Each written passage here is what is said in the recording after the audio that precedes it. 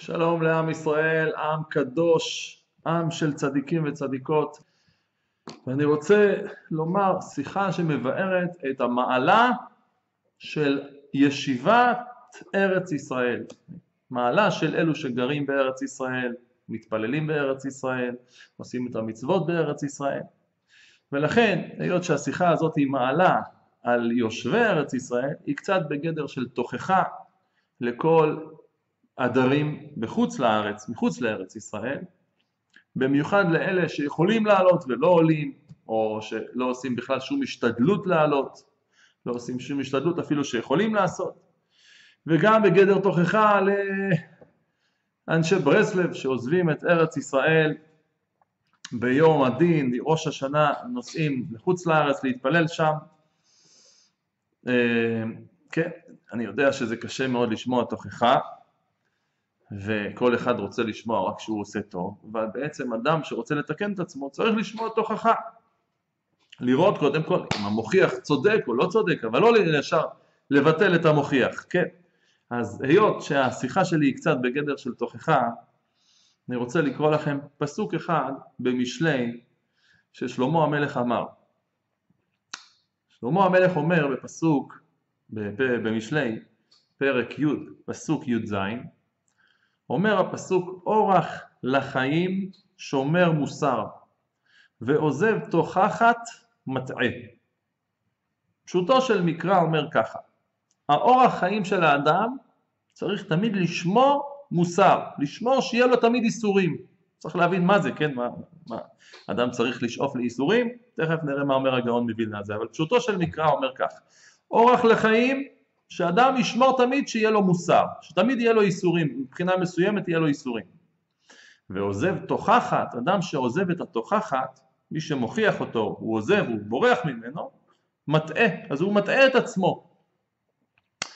זאת אומרת, אומר הגאון כך, אורח לחיים שומר מוסר, כבר כתבתי למעלה, כתב בפסוקים שלפני, שמוסר הוא ייסורים שאדם מייסר את עצמו, או שאחרים עושים לו איסורים.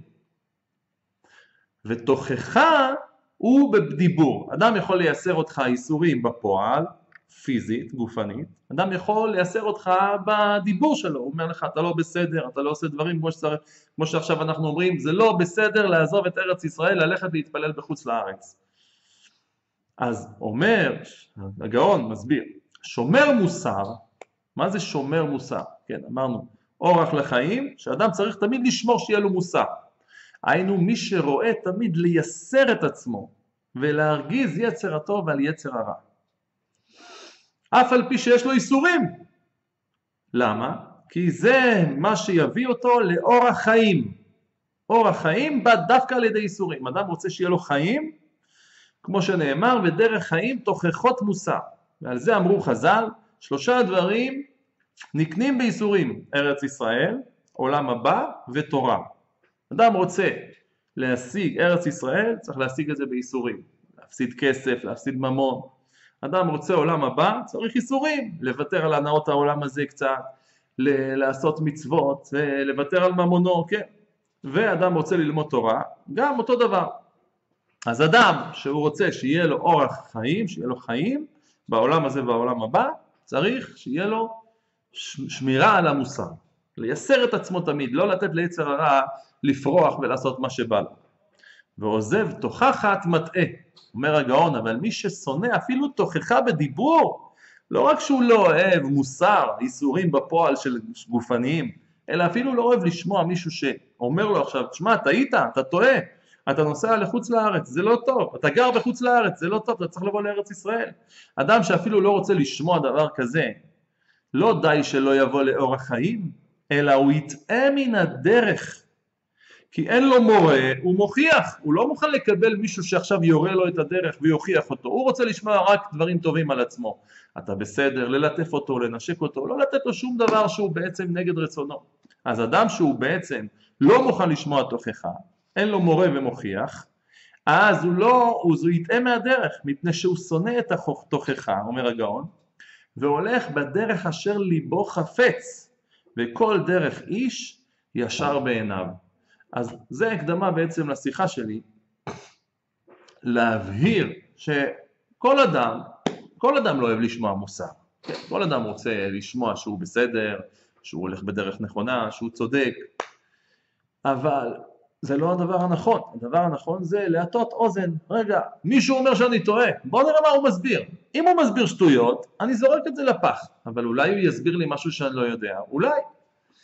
אז אני רוצה היום להסביר לכם את מעלת התפילה בארץ ישראל, מעלת הישיבה בארץ ישראל, כמה זה כל כך חשוב, שאם היינו מבינים, אחרי השיחה הזאת, אני מאמין שכל מי שיקשיב לשיחה הזאת, הוא יבין הרבה יותר טוב מה הסיבה שצריך לשאוף כל כך לדור בארץ ישראל, לעבוד את השם בארץ ישראל, לעשות מצוות בארץ ישראל, להתפלל בארץ ישראל. עד כאן זה הקדמה לשיחה שלנו. עכשיו נתחיל בפרשת השבוע. כתוב בפרשת השבוע, ויצא יעקב מבאר שבע וילך חרנה. יעקב אבינו מבין שעשיו רוצה להרוג אותו, ויסתום עשיו את יעקב. עשיו רואה שיעקב גנב לו את הבכורה, גנב לו את הברכות, זהו, אמר, אני רוצה להרוג את אחי.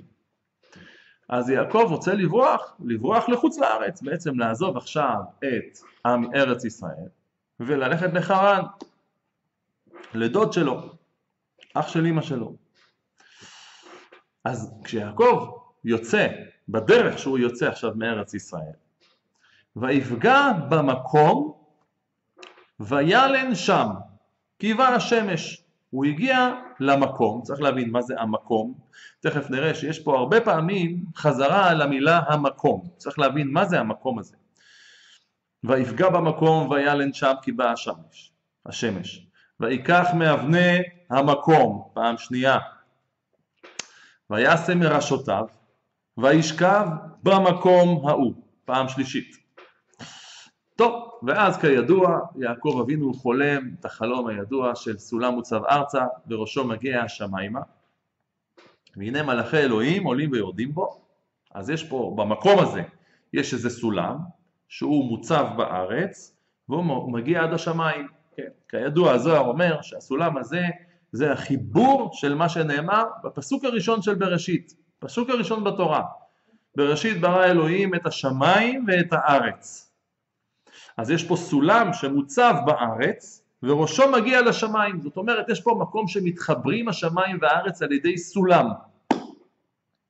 כן, אז ממשיך הפסוק ואומר, והנה השם ניצב עליו, ניצב על יעקב שהוא עכשיו יושן שם באותו מקום, ויאמר, אני השם אלוהי אברהם אביך ואלוהי יצחק, הארץ אשר אתה שוכב עליה לך אתננה ולזרעך, כן, והיה זרעך כעפר הארץ, ופרצת ימה וקדמה, מבטיח לו עכשיו הבטחה, כן, אתה יוצא עכשיו, אתה הולך לחוץ לארץ, אתה עוזב את ארץ ישראל, אז אני מבטיח לך שאתה בסוף תפרוץ ימה וקדמה, והנה אנוכי עמך ושמרתיך בכל אשר תלך, תדע לך, אתה עכשיו יוצא לחוץ לארץ, אני אהיה איתך, אני אשמור עליך, ואשיבותיך אל האדמה הזאת, אתה תחזור אל ארץ ישראל, כי לא אעזובך עד אשר אם עשיתי את אשר דיברתי לך. אני לא אעזוב אותך בחוץ לארץ, עד שאני אחזיר אותך בחזרה לכאן, לארץ ישראל. ויקץ יעקב משנתו, התעורר מהשינה, אחרי החלום הזה, ויאמר, אכן יש השם במקום הזה, פעם רביעית המקום, ואנוכי לא ידעתי, וירא, קיבל פחד, וירא ויאמר, מה נורא המקום הזה, פעם חמישית, אין זה כי אם בית אלוהים, וזה שער השמיים. טוב, אז עד כאן זה הקדמה לפרשת השבוע. יש לנו פה 7 פסוקים ראשונים של פרשת השבוע, שבשבעת הפסוקים האלה כתוב לנו 5 פעמים מקום, והסוף של 7 הפסוקים האלה זה 2 תיבות, שער השמיים. המקום הזה בעצם, שהוא נזכר פה 5 פעמים, המקום הזה גם נקרא שער השמיים, וגם נקרא בית אלוקים. מה זה המקום הזה? כידוע כבר שאברהם אבינו, שהלך להכות את יצחק, גם כן כתוב, וירא את המקום מרחוק. חז"ל אומרים, מה זה המקום הזה? זה הר המוריה, זה הר הבית. מקום המקדש, מקום בעצם בית המקדש שבנה שלמה המלך, הוא נקרא המקום, הוא נקרא שער השמיים, הוא נקרא בית אלוקים, לכן שם בנה שלמה המלך את הבית לאלוקים, וצריך להבין למה זה נקרא המקום. כן, נקרא מקומו של עולם, קדוש ברוך הוא נקרא מקומו של עולם. עוד דבר ניתן לכם, חז"ל אומרים שהעבר של האישה, עבר המין של האישה, נקרא אותו מקום, כך קוראים לו. צריך להבין מה זה הקשר הזה, שזה נקרא גם כן מקום. המקום שממנו יוצאת הנשמה, יוצא הגוף, גוף של האדם, הוא נקרא מקום. האם זה קשור לפה? זה לא קשור לפה, תכף נראה איך שזה קשור. כן, הגמרא אומרת בנדרים, המסתכל באותו מקום, משקים באותו מקום, זה נקרא אותו מקום. קודם כל, למה זה נקרא מקום? ודבר שני, מה זה העניין שהמקום הזה נקרא שער השמיים? אז עכשיו נתחיל בעזרת השם לבאר את דברי האריז"ל, ואחר כך נראה איך זה קשור לכל עניין ארץ ישראל, מי שגר בארץ ישראל, מי שלא גר בארץ ישראל. אבל לפני שנתחיל בדברי האריז"ל, אני רוצה לקרוא לכם קודם כל את הגמרא במסכת כתובות, ששם הגמרא מדברת על מעלת ישיבת ארץ ישראל. הגמרא אומרת ככה, תנו רבנן, הגמרא בתלמוד בבלי, מסכת כתובות, דף ק"י עמוד ב'.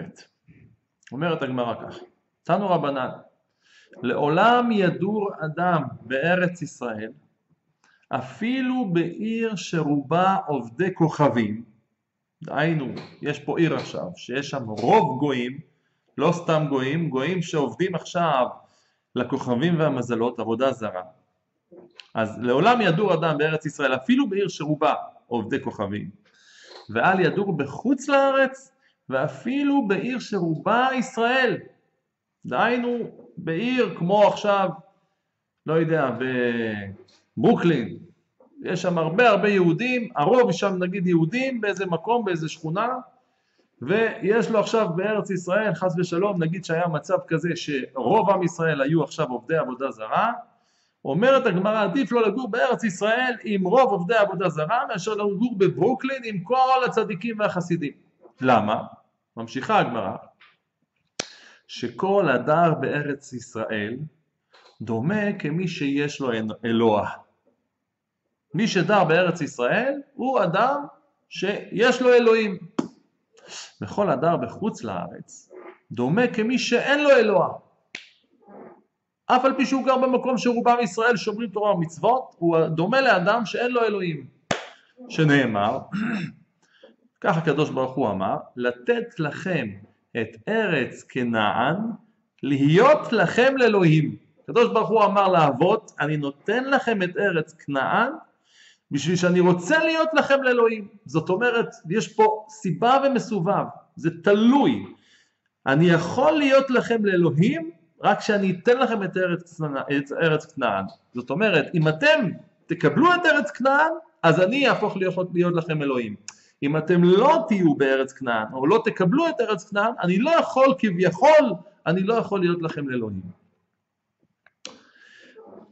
ממשיכה הגמרא ואומרת, וכל שאינו דר בארץ ישראל, אין לו אלוה? מה, כל מי שגר בחוץ לארץ, אז אין לו אלוהים? מה, הוא עובד את השם, הוא מתפלל, הוא מאמין, הוא אומר קריאת שמע, שמע ישראל השם אלוקינו השם אחד.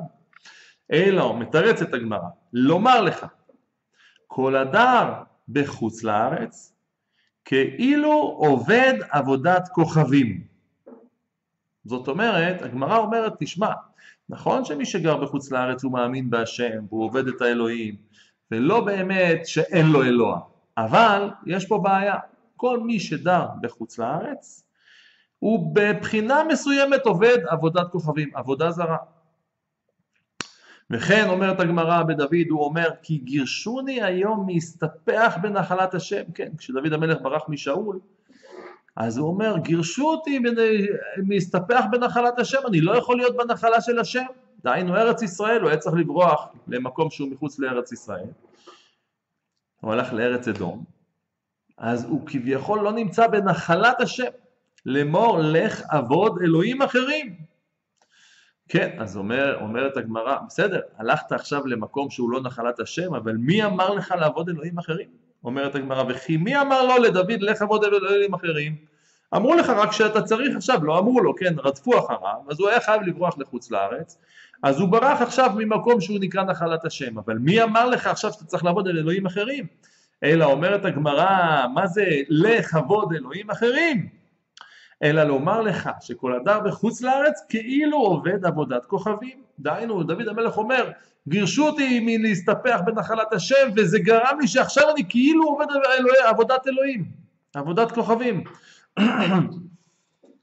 אז צריך להבין פה עכשיו, צריך להבין למה, מדוע, כשאדם גר בחוץ לארץ, הוא כביכול כאילו עובד עבודת אלוהים, עבודת כוכבים.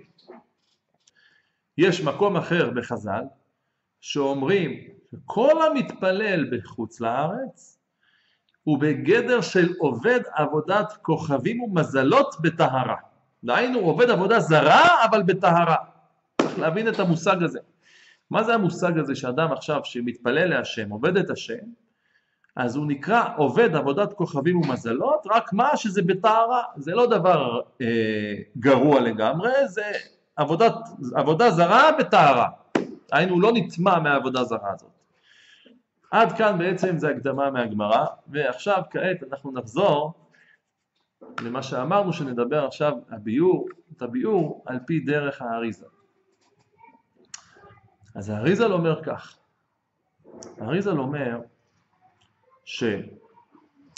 שהעולם הזה, העולם הגשמי, הוא בעצם מה שנאמר, בראשית ברא אלוקים את השמיים ואת הארץ. בורא עולם ברא את העולם הזה, שמיים כנגד ארץ. שמיים זה לא השמיים הגשמיים, גם השמיים הגשמיים זה עדיין נחשב הארץ, זה נחשב עדיין עולם העשייה, העולם הגשמי. השמיים שמדוברים בתחילת מעשה בראשית, וגם מה שקראנו בפרשת השבוע, שראשו מגיע השמיים של הסולם. הוא מדבר על עולמות עליונים, עולמות רוחניים, שמשם נמשכה נשמתנו, הנשמה של האדם, הרוח של האדם. כולם בעצם נולדו מבחינה מסוימת רוחנית, שהיא נקראת שמיים. למעשה, בורא עולם אומר, אני רוצה שאתה תחבר את השמיים ואת הארץ. כל עבודת האדם בעולם הזה הגשמי, זה בעצם לחבר את הארץ אל השמיים, להעלות בחינה מסוימת של רוחניות מהגוף הגשמי הזה אל המקום שהוא שורש נשמת האדם. זה נקרא בעצם סולם מוצב ארצה וראשו מגיע השמיימה. ויש מקום, שהמקום הזה בעצם הוא מקום החיבור של השמיים והארץ. המקום הזה נקרא בעצם מקום, כמו שראינו, 5 פעמים מוזכר התיבה מקום בתחילת הפרשה, והוא נקרא שער השמיים. זה השער שמחבר בעצם את הארץ אל השמיים. צריך עכשיו בעצם לבאר מה זה המקום הזה. אז ההסבר ממש על רגל אחת, כמו שאומרים על קצה המזלג. כמו שיש לאדם עכשיו אבא ואמא גשמיים, שהם עכשיו מתייחדים, הטיפה של האב עוברת אל הרחם של האם, מתחברת עם ביצית, ואז מתחיל להיווצר פה ולד ברחם של האם, אחרי 9 חודשים נולד לו בן, בת. אותו הדבר אומרים חז"ל, יש גם לנשמה, גם אבא ואמא, יש גם לנשמה אבא ואמא. מי האבא והאמא של הנשמה? הקדוש ברוך הוא וכנסת ישראל. יש 2 כוחות באלוקות שנקראים קודשא בריך הוא ושכינתה, הקדוש ברוך הוא והשכינה, שבעצם הם עכשיו 2 כוחות שמתחברים, ומהחיבור של 2 הכוחות האלה נולדו נשמות ישראל. כל בית ישראל נולדו בעצם מכנסת ישראל, מהשכינה. כידוע, כתוב, המקובלים כבר מסבירים את זה, גאון מווילנה מסביר, שהשכינה היא נקראת אישה יראת השם. תחשבנו בבית את הגימטריה של אישה יראת השם, זה יוצא גימטריה 943. עכשיו, אז השכינה, אישה יראת השם, זה גימטריה 943. והשכינה מקבלת כביכול איזה כוח רוחני, אלוקי, מהקדוש ברוך הוא, שזה כמו טיפת זרע, שזה כוח שנמשך מכל 10 ספירות שבאצילות, והכוח הזה, שזה כביכול טיפת זרע של הנשמה, 10 ספירות, נכנס בתוך הרחם של כנסת ישראל, שהיא אישה יראת השם, ויש בעצם עיבור עכשיו של הנשמה, בתוך הרחם של כנסת ישראל, שהיא אישה יראת השם, ונולדים בעצם כל נשמות ישראל, כל בית ישראל.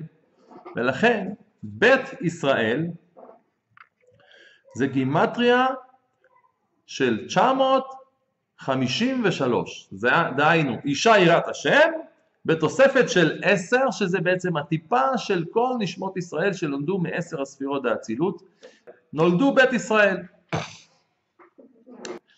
כן, אז בית ישראל הם כל נשמות ישראל, והם נולדו מכנסת ישראל, אישה יראת השם השכינה, וכמו שהוולד הגשמי יוצא מהיסוד של הנקבה בלידה אחרי 9 חודשים, כך הנשמה יוצאת בעצם מהיסוד העליון של השכינה ונמשכת אל הגוף, ובעצם האדם פה מתחברים לו הנשמה והגוף יחד, שכל אחד יצא מיסוד ששייך אליו. הגוף יצא מהיסוד הגשמי של אמא שלו הגשמית, הנשמה יצא מהיסוד הרוחני שזה אמא שלו הרוחנית, שזה השכינה. למעשה, אומר האריז"ל, שכל לילה כשאדם הולך לישון, הנשמה שלו שעוזבת את הגוף, יוצאת מהראש, היא חוזרת בחזרה אל אותו מקום שהיא יצאה ממנו, דהיינו אל הרחם של השכינה. הרחם של השכינה, שהוא בעצם נקרא מקום, שם בתוך אותו מקום יש את השפע שהנשמה בעצם חוזרת כל לילה שהיא יוצאת מהגוף, חוזרת אל הרחם, זה נקרא בעצם עיבור שני. כן, אריז"ל אומר שאף על פי של הגוף, לא ראינו כזה דבר שיש עיבור שני, הגוף יצא מהרחם והוא חי פה בעולם. אומר אריז"ל, אבל הנשמה יש לה בחינה של עיבור שני, שזה בעצם יציאה של כל פעם שאדם הלך לישון, הנשמה יוצאת ממנו וחוזרת אל הרחם, ושם היא מתחברת אל הבאר, המקום הזה של האישה, הרחם של האישה. שם יש בחינה שנקראת באר, שהבאר הזאת זה מים חיים, שהמים האלה נותנים חיות חדשה לנשמה. לכן אנחנו אומרים בקריאת שמע על המיטה לפני שהולכים לישון, אומר האריז"ל, אנחנו אומרים בידך הפקיד רוחי. אומר האריז"ל, צריך לכוון ראשי תיבות, בידך הפקיד רוחי, ראשי תיבות באר, דהיינו לכוון. מה זה בידך הפקיד רוחי? אני מכניס עכשיו את הרוח שלי, את הרוח שלי אני רוצה להפקיד ביד שלך. למה? אומר האריז"ל שבתוך הרחם הזה יש בחינה מסוימת שנקראת יד, דהיינו יש 5 אצבעות, 5 גבורות זה נקרא על פי הקבלה, שכנגד זה בפרשת השבוע אצלנו אמרו 5 פעמים מקום. והמקום הזה שם, היד הזאת שנמצאת בתוך הרחם, ראינו הכוח, כוח שנקרא יד בעצם, נקרא יד השם, שם בעצם אנחנו מפקידים את הרוחות, בידך הפקיד רוחי, אני מפקיד את הרוח שלי לשם, ושם שהיד בעצם מחזיקה ולוקחת את הנשמה שלנו בחזרה אל אותו מקום, שם היא בעצם נותנת לנשמה חיות, ואז הנשמה בבוקר קמה, רעננה וחדשה, עם כל מיני כוחות חדשים שהיא קיבלה בעצם מהשורש שלה בעיבור הזה שהיא חזרה אליו כל לילה ולילה. טוב, אז כך בעצם האדם חי בעולם הזה, נשמה שיצאה מהרחם העליון, גוף שיצא מהרחם התחתון, והם מתחברים יחד בעולם הזה. עכשיו, הרחם הזה הוא בעצם נקרא שער השמיים, אותו מקום שבעצם הנשמות חוזרות אליו כל לילה, הוא נקרא שער השמיים. איפה הוא נמצא? אומר האריז"ל, שער השמיים, אם היה לנו אפשרות לראות את הדברים הרוחניים, אז היינו רואים מעל מקום המקדש, דהיינו הר הבית, שהוא העמידה של הר הבית, זה 500 אמה על 500 אמה, היינו רואים שמעל בית המקדש ממש במקביל יש חלון. כך אומר האריזה. יש חלון שהוא 500 אמה על 500 אמה בדיוק בגודל של בית המקדש. החלון הזה זה בעצם הבחינת המקום שאליו נמשכות הנשמות כל לילה שהם בעצם הולכים לישון. אבל לא רק הנשמות. כל מעשה טוב שהאדם עושה, כל תפילה שהאדם מתפלל, איפה התפילה הזאת עולה? שם, בשער השמיים. יש בן אדם שעכשיו גר בתל אביב, יש בן אדם שגר עכשיו בלונדון, יש בן אדם שגר בניו יורק. אומר האריז"ל, על זה נאמר, כי עוף השמיים יוליך את הכל. דהיינו, אומרים חז"ל, עוף השמיים זה כל המלאכים שנקראים עופים, עופות. דהיינו, כל מילה שיוצאת מהפה של האדם, יש עכשיו מלאך שאחראי לקחת את המילה הזאת, בעצם הוא לוקח את התיבה הזאת שיצאה מהפה, והתיבה רוכבת על אותו מלאך, אותו עוף, ומגיעה עד שער השמיים, ומשם היא עולה לשער השמיים. אדם מתפלל ל-18 עכשיו בניו יורק, יש מלאכים שם בניו יורק, לוקחים את התפילה שלו עד שער השמיים. אבל, אומר האריז"ל, זה לא בדיוק כך. יש הבדל לאדם שהתפלל בארץ ישראל, לבין אדם שמתפלל מחוץ לגבולות ארץ ישראל. מה ההבדל? אומר האריז"ל כך, באמת, בגבול ארץ ישראל, הגבול שנאמר בתורה, יש חומה רוחנית שמפרידה עכשיו בין ארץ ישראל, בין הפנים של אותו גבול, פנים של אותה חומה, לבין מה שמחוץ לאותה חומה. הגבול הזה בעצם מפריד בין מקום הקודש לבין מקום הסטרא אחרא. המקום של ארץ ישראל, בתוך גבולות ארץ ישראל, הוא נקרא בעצם מקום שמקביל לעולמות העליונים שהם עולמות של הקדושה, עולמות של קודש. דהיינו, הקדוש ברוך הוא והשכינה, הם נמצאים שם באותו מקום, ומשם הקדוש ברוך הוא מסתכל על עם ישראל, כי כתוב, כן, כי אין השם אל יראיו, איך כתוב שם, עיני השם אלוקיך בא מראשית השנה ועד אחרית שנה. הקדוש ברוך הוא אמר, והיו עיניי וליבי שם כל הימים על בית המקדש. כן, דרך אגב, 5 פעמים שם הוויה, שזה בעצם כנגד 5 פעמים מקום, תכף נראה איך זה קשור לשם הוויה, 5 פעמים שם י' כו', שזה 5 פעמים 26, זה גימטריה עין. דהיינו, העין היא גם כן יוצאת מאותו מקום שם, ומשם משקיף השם על כל נשמות ישראל. אז ארץ ישראל בתוך גבולותיה, שם זה מקום הקודש. אומר האריז"ל, וכל המלאכים, כל הכוחות שיש פה, בתוך גבולות ארץ ישראל, הם כוחות של קודש, עם מלאכים של קודש, מלאכים שיוצאים ממידה שהיא בחינת אלוקות. לעומת זאת, כל המלאכים שנמצאים מחוץ לארץ, מחוץ לגבולות ארץ ישראל, הם מלאכים ששייכים לסטרא אחרא. כי גם מעל כל המקומות שנקראים בעצם חוץ לארץ, שם זה שליטת ה-70 שרים, שהם 70 שרים ששייכים לסטרא אחרא. לסטרא אחרא יש 70 שרים, שכל שר הוא מופקד על אומה אחת. יש 70 אומות, לכל אומה יש שר, וכל ה-70 שרים האלה יחד הם בחינת אומות, בחינת הסטרא אחרא. וכל המלאכים שנמצאים בעצם מחוץ לגבולות ארץ ישראל הם מלאכי חבלה, מלאכים ששייכים לסטרא אחרא, ואין בעצם מלאכים של קדושה בחוץ לארץ. לכן, אומר האריז"ל, כשאדם מתפלל בארץ ישראל, אז המלאכים שלוקחים את הכל, עוף השמיים יוליך את הכל, המלאכים שלוקחים את הקול שלו, את כל התפילות שלו, את כל המעשים שהוא עושה, מעשים טובים שהוא עושה, זה מלאכים של קודש.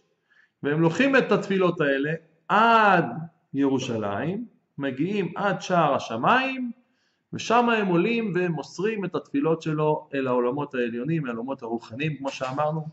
ומכל התפילות האלה בעצם נבנית כנסת ישראל, ומזה בעצם נולדים לאדם כל השכר שלו בעולם הבא שהוא יקבל. זה נקרא בעצם הוולד שהוא יקבל על כל המעשים טובים והתפילות שהוא עשה פה בעולם. אבל אם אדם מתפלל בחוץ לארץ, אז המלאכים שם הם מלאכי חבלה, המלאכים של הסטרא אחרא. אז המלאכים האלה, אומר הארי ז"ל, לוקחים את התפילה שלו, ולוקחים אותה עד גבול ארץ ישראל, ושם בגבול בעצם הם מעבירים את אותה תפילה אל מלאך קדוש, ואותו מלאך קדוש מוליך את הכל ומוסר את זה עד שער השמיים. מבאר הארי ז"ל ואומר, צריך להבין למה יש אינטרס למלאך של הסטרא אחרא לקחת את התפילות של ארץ ישראל, של עם ישראל שגרים בחוץ לארץ, עד ארץ ישראל. אין לו שום אינטרס, הרי זה לראות לעצמו ברגליים. הרי מה זה בעצם תפילה? תפילה של עם ישראל היא בונה את מקום הקדושה, היא בונה את בניין הקדושה. עכשיו, ככל שבניין הקדושה יותר גדול, יותר חזק, יותר עוצמתי, זה בעצם מבטל עוד איזה בחינה מסוימת של הסטרא אחרא. אז למה מלאך ששייך לסטרא אחרא ייקח תפילה של אדם שמתפלל בחוץ לארץ, ויעביר אותה עכשיו עד גבול של ארץ ישראל? הרי הוא עצמו מפסיד מזה, התפילה הולכת, מגיעה לשער השמיים, ומשם היא משפיעה עכשיו כוח לקדושה, שמבטל בעצם את הכוח של הסטרא אחרא, שהוא זה שנותן כוח לאותו מלאך. אז המלאך הזה, מה הוא עושה בעצם? הוא לוקח עכשיו כוח בשביל לבטל את עצמו, ודאי שאין לו רצון ואין לו אינטרס לדבר הזה. לכן מסביר הארי ז"ל, שהמלאכים של חוץ לארץ לא מוכנים לקחת את התפילות של עם ישראל שהם נמצאים מחוץ לגבולות ארץ ישראל. הם לא מוכנים לעשות את העבודה הזאת. למה שאני עכשיו יזיק לעצמי? הרי כל תפילה כזאת מורידה ממני עכשיו כוח מסוים שאני מקבל מהמקור שלי. מסביר הארי ז"ל, שהקדוש ברוך הוא בעצם כביכול עושה כמו עסקה עם הסטרא אחרא. סטרא אחרא בעצם, כל מלאך שמה ששייך עכשיו לסטרא אחרא בחוץ לארץ, הוא כמו נהג מונית. הוא אומר, תשמע, אני לוקח את התפילה הזאת של פלוני, הנה עכשיו ראובן התפלל בחוץ לארץ, התפלל בברוקלין, התפלל בגרייט נק, התפלל במונסי, התפלל באומן. אני לוקח עכשיו את התפילה שלו, ומעביר אותה עד גבול של ארץ ישראל, בתנאי אחד, שאני מקבל, נגיד, סתם דוגמה, 10% מהתפילה הזאת, אני מקבל, השכר הזה עובר אליי. תתפלל תפילה בכוונה, 10% אני מקבל. תתפלל תפילה לא בכוונה, גם 10% אני מקבל. ובעצם כל רגע ורגע שאדם מתפלל, יש עכשיו ריב בעצם של המלאכים של הסטרא אחרא, מי ייקח את התפילה הזאת? למה? כי עכשיו כבר יש להם רווח. הם מקבלים אחוזים מהתפילות האלה. הם נותנים את זה עכשיו למלאך בגבול ארץ ישראל. המלאך לוקח את זה, מעלה את זה לשער השמיים. בשער השמיים עכשיו התפילה הזאת התקבלה 100% תפילה מדויקת, מדוקדקת בכוונת הלב. טוב, חצי 10% עכשיו מהתפילה הזאת, לוקחים עכשיו מהקדושה, מבניין הקדושה שנעשה על ידי התפילה הזאת, מעבירים את זה לסטרא אחרא, והסטרא אחרא בעצם מעבירה כוח לאותו מלאך, אומרת לו, קיבלת תמלוגים עכשיו, אתה העברת את התפילה הזאת, תפילה 1, 2, 8, 6, 7, 5, הנה יש לך פה 10% מהתפילה הזאת, מתחלקים, אני לא יודע כמה מתחלקים שם, המקור והענף, ואותו אחד שעכשיו העביר את התפילה, מרוויח. אז מה יוצא בעצם? שכל אדם שמתפלל בחוץ לארץ, כל אדם שעושה מצווה בחוץ לארץ, כל דבר טוב שאתה עושה בחוץ לארץ, הדבר הזה לא עולה שם, שם אין שער לשמיים, הדבר הזה צריך עכשיו לעבור מהמקום שעשית אותו, מהמקום שהתפללת בו, דרך המלאכים של הסטרא אחרא אל גבולות ארץ ישראל, משם עובר אותו דבר למלאך קדוש, ואותו מלאך קדוש לוקח את זה לשער השמיים. יוצא שכל דבר שאתה עושה בחוץ לארץ, אתה בבחינה מסוימת נקרא עובד עבודת כוכבים. אתה עובד עבודה זרה. למה? כי ה10% הזה שנחשב הקדושה צריכה לשלם על סטרא אחרא, ה10% הזה זה בדיוק כמו שעכשיו יהודי, חס ושלום, יעבוד עבודה זרה. מה זה עבודה זרה בעצם? למה היא נקראת עבודה זרה? עבודה זרה זה בעצם עבודה שאינה שייכת למקור שלך. אתה, עם ישראל, שייך למקור של קודש, אתה שייך לארץ ישראל, נחלת השם, אז אתה עובד את השם, השם של אלוקינו השם אחד, אז השפע שאתה עובד עכשיו, השפע שעולה ממך, מבחינת מים נוקבין, הוא עולה עכשיו אל השם, הוא עולה אל המקור שלך. המקור שלך מופרד מכל העבודת אלילים, מה-70 כוחות שהם נמצאים, 70 כוחות שהם מקיפים בעצם את הקודש. אז עבודה זרה, שאתה עכשיו גורם לעבוד מישהו שהוא לא השם, כמו שאנחנו אומרים, הוא אלוהינו ואין עוד אחר, אז אתה בעצם עובד עבודה שהיא עבודה אחרת. לכן היא עבודה זרה, היא זרה בשביל המקור שלך, היא לא נשייכת, היא שייכת לסיטרא אחרא, לצד האחר. סיטרא אחרא, התרגום של סיטרא זה צד, אחרא זה אחר. הצד האחר, אתה בעצם נתת שפע למקום שהוא מחוץ למקור שלך. לכן כשאדם מתפלל בחוץ לארץ הוא בעצם נתן חלק מהתפילה שלו, אפילו שהוא כיוון רק לכבוד השם, הוא כיוון שמע ישראל, השם אלוקינו השם אחד, וברוך אתה השם י' כו' כי התפלל עכשיו ועשה את כל הכוונות של הרשש. לא משנה, אתה כיוונת להשם, אבל השם לא יקבל את התפילה הזאת אם הוא לא משלם עכשיו אחוזים לסיטרא אחרא. כי מי ייקח את התפילה הזאת עד גבולות ארץ ישראל? סיטרא אחרא שולח שם מונית עכשיו. המונית הזאת זה מונית של גוי, מונית של אדם שעכשיו הוא משרת את הסיטרא אחרא. והתשלום זה מהתפילה שלך. זאת אומרת, כל תפילה שאתה מתפלל, אחוזים ממנו הולכים לסיטרא אחרא. ועל זה אמרה הגמרא, שאדם שדר בארץ, מחוץ לארץ ישראל, דומה כמי שאין לו אלוה. מה? איך יכול להיות? הוא מאמין בהשם. אלא אומרת הגמרא, לא שאין לו אלוה, אלא כאילו הוא עובד עבודת כוכבים. כי חלק מהתפילה שלו, וחלק מהמעשים טובים שלו, וחלק מהקדושה שלו, צריך לעבור לסיטרא אחרא, לשלם להם שיעבירו את כל מה שהוא עושה אל גבולות ארץ ישראל. לכן, גם פה, שאדם בעצם עכשיו נוסע לחוץ לארץ, נוסע לחוץ לארץ להתפלל, זה דבר פשוט לא מובן. הרי אפשר להעמיד אוקימתא פשוטה, שמה שרבי נחמן אמר לבוא להתפלל אליו, זה היה בעצם, זה גם מישהו ברסלב הראה לי בליקוטי מוהר"ן, שרבי נחמן בעצמו אומר, למה הוא רוצה שיבואו להתפלל אצלו בקבר? שקבר של צדיקים, קברי צדיקים יש מעין ארץ ישראל. זאת אומרת, המעלה להתפלל בקברי צדיקים, מי שעכשיו גר בחוץ לארץ, זה כביכול כאילו כמו ארץ ישראל, לא אורגינל, מעין ארץ ישראל.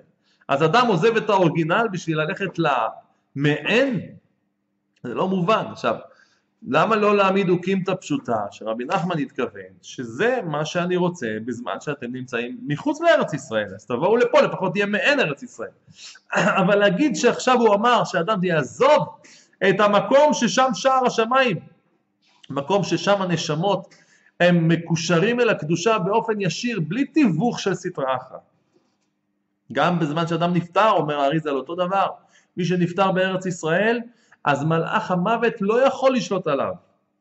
המלאך גבריאל הוא אחראי על ההרג שלו, כי אי אפשר למלאך המוות להיכנס לשם. אותו הדבר זה בעצם בכל דבר שאדם עושה. אז עכשיו, יבוא רבי נחמן, שהוא בעצמו אמר שברגע שהוא הלך פה בארץ ישראל, בארץ הקודש 400, הוא נהיה בריאה חדשה, בריאה אחרת, והוא יגיד לך, תעזוב את הארץ הזאת ותבוא תתפלל בארץ טמאה, ארץ של סטרא אחרא, שגויים שולטים שם. לא מובן הדבר הזה, לא מובן בכלל. בכל אופן, גם כן לאלה שגרים מחוץ לארץ, לא שנוסעים, הם יותר גרועים. הם גרים שם, טוב, לפחות ברסלבים יוצאים וחוזרים, זה גם לא דבר רצוי לפי דעתי, אבל אלה שגרים בחוץ לארץ, ואפילו לא חושבים להגיע, הם בעצם אומרים, אני נוח לי לעבוד עבודה זרה, כביכול אתה נותן חלק לסטרא אחרא, חלק ממה שאתה בעצם עושה, זה אחוזים לסטרא אחרא, אתה נותן כוח, במקום לקדושה, אתה נותן כוח גם לקדושה וגם לסטרא אחרא. זה בעצם מה שהקדוש ברוך הוא אמר ליעקב אבינו בפרשת השבוע. אני יודע שאתה צריך לברוח עכשיו לחוץ לארץ ולעזוב את ארץ ישראל, ולכן אני עצרתי אותך במקום, ויפגע במקום, ורציתי שתישן פה, שתבין שפה זה המקום, ופה יש סולם מוצב ארצה וראשו מגיע השמיים, פה זה המקום שמתחברים שמיים וארץ, ופה יש מלאכי אלוקים, מלאכים של קודש שהם עולים ויורדים, רק פה עולים ויורדים המלאכים, רק פה יש אפשרות למלאכים לעלות אל אותו מקום, אל שער השמיים, ולהעלות איתם את כל המעשים טובים, את כל המצוות, את כל התפילות. ולכן אני מברך אותך שפרצת ימה וקדמה וצפונה ונגבה, שבעזרת השם לעתיד לבוא, חז"ל אומרים שגבולות ארץ ישראל יפרצו ויכבשו את כל העולם, ואז בעצם הקדושה היא תהיה גם בחוץ לארץ. היום זה עדיין לא קיים, אבל אתה בעזרת השם, בזכות הקדושה שלך ושל עם ישראל, שזה הצאצאים שלך, תזכה לפרוץ ימה וקדמה וצפונה ונגבה, ונברחו בך כל משפחות האדמה. בעצם כל משפחות האדמה, שזה כל אנשי חוץ לארץ, כל הגויים, יתברכו ממך בזכות שאתה תפרוץ את הגבולות האלה. כמו שאומרים חז"ל, עתידה ארץ ישראל שתהיה בעצם בכל העולם. כל העולם יקרא ארץ ישראל לעתיד לבוא. ולכן עד עכשיו שבינתיים גבולות ארץ ישראל הם מקום הקודש, ומחוץ לגבולות הם עדיין מקום הסטרא אחרא. לכן אומר הקדוש ברוך הוא, הנה אנוכי עמך ושמרתיך בכל אשר תלך. אני יודע, אתה תלך למקום עכשיו של סטרא אחרא, לכן אני צריך לשמור עליך, והשיבותיך אל האדמה הזאת, כי לא אעזובך עד אשר אם עשיתי את אשר דיברתי לך, אני אחזיר אותך ואני מבטיח לך, ואל תדאג. ואז יעקב אבינו לקח אבן, ששם מראשותיו ושם אותה מצבה ויצוק אבן על ראשה, ואמר לי אם תיתן לי בגד ללבוש ולחם לאכול, דהיינו אני יודע ששם עכשיו אני הולך למקום של הסטרא אחרא, ואני יעקב אבינו אני מרכבה לקדושה, איך יהיה לי שם מה לאכול, איך יהיה לי שם שפע. לכן הוא נדר נדר שאם השם ישמור אותו וייתן לו אוכל וייתן לו בגד, אז הוא יחזור לפה בעצם וייתן לו מעשר מכל. דהיינו, המעשר שעכשיו יעקב אבינו הבטיח לתת, זה בעצם תיקון למה שעכשיו הוא יוצא לחוץ לארץ, והוא עכשיו היה צריך כל דבר טוב שהוא עושה לתת מעשר לסטרא אחרא.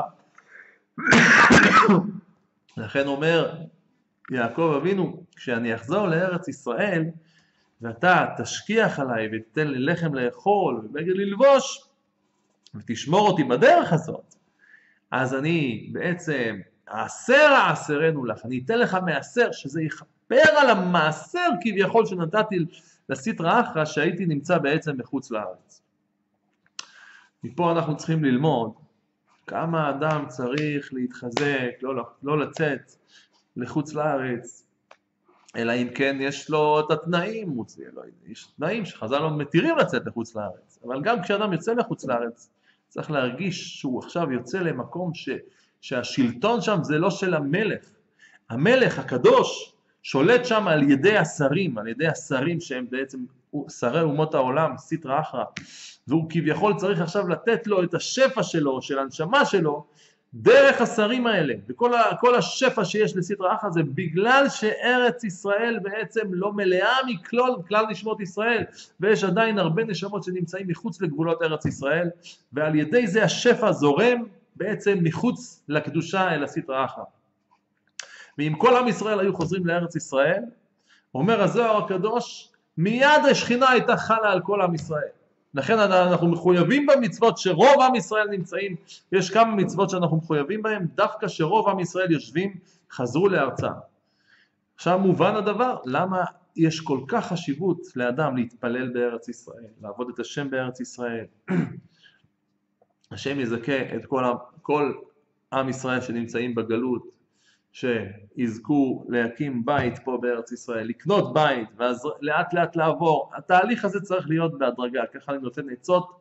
אני גר ברובע היהודי, יש לי הרבה שכנים שיש להם דירות בארץ ישראל, והם באים בחגים, בכל שאר ימי החול, הם נמצאים שם, עובדים שם, הם באים לכל החגים.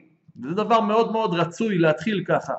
אדם שיש לו כסף בחוץ לארץ, זה עצה מאוד מאוד טובה לקנות בית ולהתחיל להגיע לפה חג אחד, אחרי זה 2 חגים, אחרי זה 3, כך לאט לאט ירגיל את עצמו, לשלוח את הילדים שלו פה לישיבות, שהם התרגלו לארץ ישראל, ואז זה תהליך מאוד מאוד קשה, אני לא אומר שזה קל, אבל אחרי שאנחנו מבינים שכל מי שגר בחוץ לארץ הוא עובד עבודת כוכבים מבחינה מסוימת. אדם צריך לעשות השתדלות שלו, לבוא לפה. השם יזכה את כולנו, שנזכה להתאחד יחד פה, עם אחד, בלב אחד, בארץ ישראל, ויבנה לנו בית המקדש, ויבוא לנו מלך המשיח, ונזכה בעזרת השם שיתקיים, פרצת ימה וקדמה וצפונה ונגבה, ונברכו בך כל משפחות האדמה וזרעך. לסיכום אני רוצה לומר, מדוע שער השמיים נקרא בשם המקום? מה זה המקום? שאליו נאמר כי אם אל המקום, כן, ששם צריך להביא את המעשרות, ושם צריך להביא ולבוא, אברהם אבינו שאמר וירא את המקום מרחוק. למה זה נקרא המקום? מסביר האריזה, בעצם זה כבר בזוהר, תיקוני זוהר חדש. שואל את השאלה הזאת רבי אלעזר, שואל את רב שמעון אבא שלו, למה זה נקרא המקום? אומר רשב"י, מסביר רשב"י, ושם מסביר את זה הגאון מווילנה, תיקוני זוהר חדש, אני לא זוכר איזה דף, שהנשמה של האדם היא נקראת שם הוויה, י' כו' כ'. כי היא נמשכת, כמו שאמרנו, מהיכלות הקודש, מהאישה יראת השם שזה השכינה, ומ10 ספירות האצילות. אז בעצם יוצא שמשם השם, שם הוויה, נולדה נשמה לכל אחד ואחד מעם ישראל, שהיא גם כן שם הוויה. אז יש שם הוויה שהיא בחינת אלוקות, שזה השם יתברך, וממנה נולדה הנשמה. והאדם, הנשמה בעצם של האדם יורדת לעולם הזה, בשביל, כמו שאמרנו, לחבר את הארץ אל השמיים, לחבר את כל הנפרדים אל האלוקות, שזה נקרא בעצם סולם מוצב ארצה, וראשו מגיע השמיימה. בעצם, מי זה שמחבר את שתי הבחינות האלה, את האלוקות, שזה השם יתברך, אל הארץ, איפה המקום ששם מתחברים? החלון הזה שנקרא שער השמיים. בחלון הזה בעצם מתחברים עכשיו שם י' כו' כשיורד מעולם האצילות, שם י' כו' כשהוא אלוקות, אל הנשמה שהיא י' כו' כשירדה לעולם הזה. החיבור הזה של שם הוויה בשם הוויה הוא כאילו בחינת זיווג של שמיים וארץ. הסולם שמחבר בעצם בין שמיים וארץ הוא בעצם מחבר את השמיים וארץ ועושה אותם אחד. אומר רשב"י, החיבור הזה נקרא בחינת הכאה. הכאה בלשון הקבלה, הכאה זה בחינת הכפלה. י' פוגעת בי' היא כביכול י' כפול י'. אז זאת אומרת, י' כו' כשיורד עכשיו מלמעלה, וי' כו' כשל הנשמה שהיא למטה, כשהם מתחברים יחד, בכל מעשה טוב, בכל תפילה, בכל דבר שבקדושה, יש פה בחינת הכאה של האלוקות שיורדת מלמטה, י' כו' והאלוקות שעולה מלמטה על ידי הנשמה, י' כו'. אז יש פה י' כו' שמכפילים אותו בי' כו', דהיינו י' כפול י', ה' כפול ה', ו' כפול ו', ה' כפול ה'. אם נחשבן את זה בעצם, י' כפול י' זה 100, ה' כפול ה' זה 25, ו' כפול ו' זה 36, עוד פעם ה' כפול ה' זה 25, זה 100, ו-25 ועוד 25 זה 150, ועוד 36 זה 186. מקום מ' זה 40, ק' זה 100, זה 140, 6 זה 146, עוד מ' זה עוד 40, זה 186, גימטריה של י' כו' בהכאה של י' כו'. לכן שער השמיים נקרא בחינת מקום, כי שם בעצם הי' כו' של האלוקות מתמכה בי' כו' של הנשמה ונעשה שם בחינת מקום. המקום הזה זה מקום החיבור. השם יזכה אותנו, שאנחנו תמיד נזכה לחבר שם במקום הזה דברים שבקדושה, וכולנו נעלה לארץ ישראל, ויבנה לנו בית המקדש, ונזכה בעזרת השם שהעולם הזה יפרוץ ימה וקדמה, צפונה ונגבה, ונברכו בך כל משפחות האדמה ובזרעך, וכל הקדושה תחול על כל העולם, ונזכה בעזרת השם שכל מה שיהיה בעולם זה רק קודש וסטרא אחת, שמיים כעשן נמלחו וארץ כבגד תבלה, וכן יהי רצון ונאמר אמן.